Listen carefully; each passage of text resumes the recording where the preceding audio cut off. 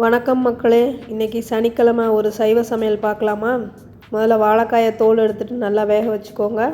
அதுக்கப்புறமா ஒரு கைப்பிடி அளவு சோயா சங்க்ஸை ஊற வச்சு தண்ணியை வடித்து அதை நல்லா துருவி எடுத்து வச்சுக்கோங்க.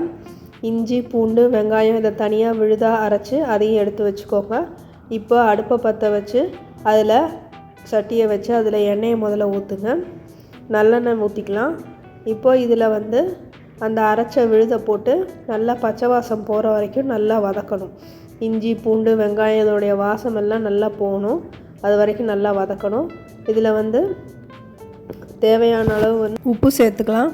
மஞ்சத்தூள் போட்டுக்கலாம், மிளகாத்தூள் போட்டுக்கலாம், கரம் மசாலா, மல்லித்தூள், சீரகத்தூள் இது எல்லாத்தையும் போட்டு நல்லா ஒன்று போல் வதக்கி விடுங்க. கொஞ்சம் நேரம் நல்லா வதங்கட்டும். இப்போ இதோட பச்சை வாசம் போயிடும். இப்போ இந்த வெந்த வாழைக்காயை அதில் போட்டு நல்லா மசிச்சு விடுங்க. அந்த வாழைக்காய் அந்த கலவையோடு சேர்ந்து நல்லா மசிச்சு வரணும். இது நல்லா ஒன்று போல் வதக்கி விடுங்க. இப்போ நல்லா வதங்கினதுக்கப்புறமா இதில் நம்ம துருவி வச்சுருக்க அந்த சோயா சங்க்ஸையும் போட்டு இதோட நல்லா கலந்து விட்டுறணும். இதையும் நல்லா சேர்த்து அந்த உப்பு காரம்லாம் இறங்குற அளவுக்கு நல்லா வதக்கி விடுங்க. இதுக்கு கொஞ்சமாக அரிசி மாவு சேர்த்துக்கலாம். இப்போது இதை கொஞ்ச நேரம் ஆற விட்டுருங்க. இப்போது இதை எடுத்து உருட்டி நமக்கு தேவையான வடிவத்தில் நீங்கள் செஞ்சுக்கலாம். நான் மீன் மாதிரி செஞ்சுருக்கேன். மீன் மாதிரி இருக்கான்னு பார்த்து சொல்லுங்கள். இப்போது ஒரு பாத்திரத்தில் கடலை மாவு போட்டுக்கோங்க, அரிசி மாவு போட்டுக்கோங்க.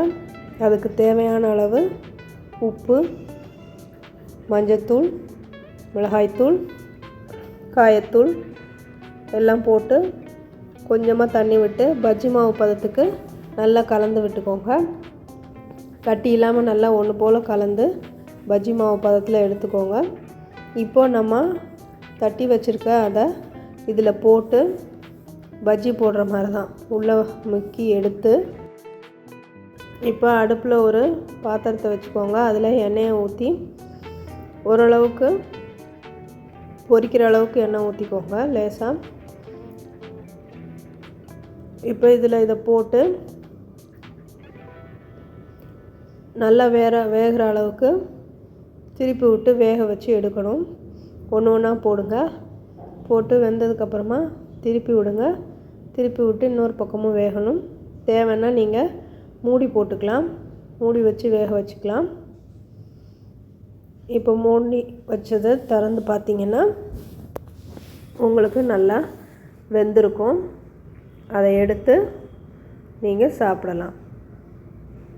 சைவம்னு நினைக்கிறவங்களுக்கு சைவம், அசைவம்னு நினைக்கிறவங்களுக்கு அசைவம், ஊட்டச்சத்தான உணவுன்னு நினைக்கிறவங்களுக்கு சனிக்கிழமை அன்னைக்கு சத்தான உணவு.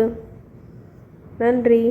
மீண்டும் வேறு ஒரு சத்தான சுவையான உணவுடன் உங்களை சந்திக்கின்றேன்.